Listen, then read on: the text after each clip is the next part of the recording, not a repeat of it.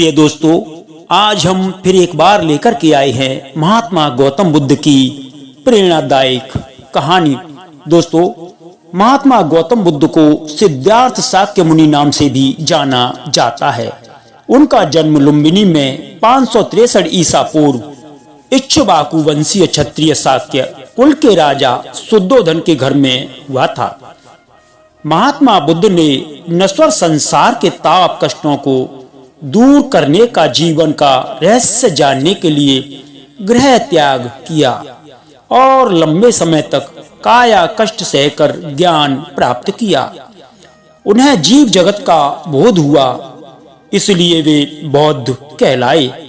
उन्होंने मानवता को अहिंसा का उपदेश दिया।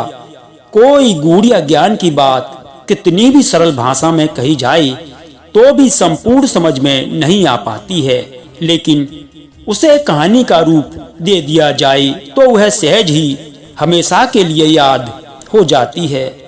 महात्मा बुद्ध की ये कहानियां ऐसी ही हैं। इसमें उनके जीवन की घटनाओं तथा शिक्षाओं को सीधी सरल भाषा में कहानियों के माध्यम से बताया गया है। ये छोटी छोटी कहानियां अपने आप में अलग अलग हैं और एक दूसरी से जुड़ी हुई भी है, लेकिन फिर भी कथा रस से भरपूर है। संकलित अहिंसा, सदाचार, परोपकार और मानवीय मूल्यों को बताने वाली रोचक प्रेरक कहानियों का एक संग्रह है। यहाँ एक बार जरूर पढ़ें।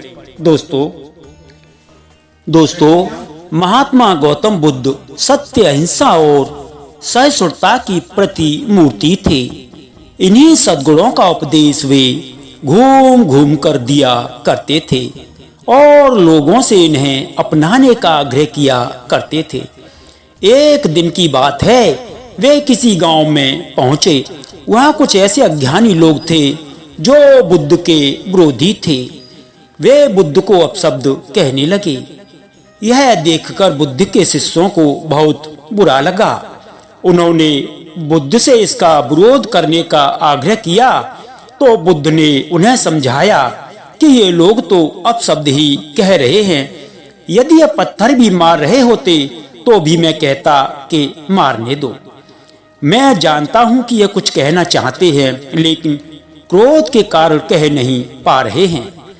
10 साल पूर्व यदि यही लोग मुझे गाली देते तो मैं भी इन्हें गाली देता, किंतु अब तो लेन देन से मुक्ति मिल गई है। क्रोध से अपशब्द निकलते हैं। यहाँ तो क्रोध भवन कब का ढह चुका है। बुद्ध के विचार सुनकर अपशब्द कहने वाले लोग हैरान रह गए।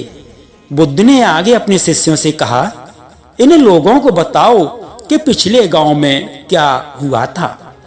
शिष्यों ने बताया, वहां के लोग फल व मिठाइयां लेकर आए थे और आपने यह कहकर वे चीजें लौटा दी कि अब लेने वाला विदा हो चुका है। 10 साल पहले आते तो मैं ये सभी उपहार ले लेता। बुद्ध बोले, उन लोगों ने मिठाइयां गांव में बांट दी, लेकिन आप ये शब्द गांव में न बांटें। आप मुझे क्रोध नहीं दिला सकते। ठीक उसी खूंटी की तरह जो किसी को नहीं टांगती, लोग उस बस पर वस्त्र अवश्य टांग देते हैं। कथा का सार यह है कि साची भाव सच्चे संत की पहचान है। जो अच्छे बुरे, लाभ हानि, अपना पराया के संकीर्ण भाव से मुक्त हो जाता है, उसे ही संतत्व की प्राप्ति होती है। प्रिय दोस्तों, भगवान बुद्ध की ये बातें आपको कैसी लगी, एक बार कमेंट में जरूर बताएं। और दोस्तों, ये बातें आपको अच्छी लगी हों तो एक बार सभी दोस्तों के पास जरूर भेजने का प्रयास करें। दोस्तों, इसी के साथ कहानी सुनने के लिए बहुत बहुत धन्यवाद।